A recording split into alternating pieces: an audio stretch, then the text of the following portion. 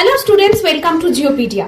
সামনেই কিন্তু WBSSC group সিটির পরীক্ষা, আর সেটার জন্য আশা করছি তোমরা সবাই ভালো করে প্রিপারেশন নিচ্ছ এবং অনেকেই ফর্ম ফিল আপ করেছো।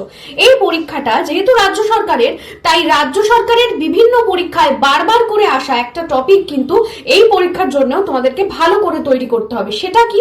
সেটা হলো পশ্চিমবঙ্গ রাজ্যের কোন নদীর তীরে কোন কোন শহর রয়েছে। তার মধ্যে বলা যেতে পারে হুগলি নদীর তীরে কিন্তু রয়েছে চুঁচুড়া, চন্দননগর, শ্রীরামপুর। অজয় নদীর তীরে কিন্তু রয়েছে কাটোয়া।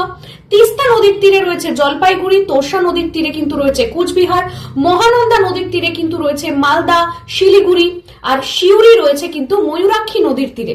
এরকম আর কোন কোন নদীর কথা তোমরা জানো, বা কোন শহরের কোন নদীর তীরে কোন শহর রয়েছে, সেটা যদি তোমরা এক্সট্রা এরকম জেনে থাকো, ডেফিনেটলি কমেন্ট সেকশনে কিন্তু বাকিদের সঙ্গে শেয়ার করতে ভুলো না।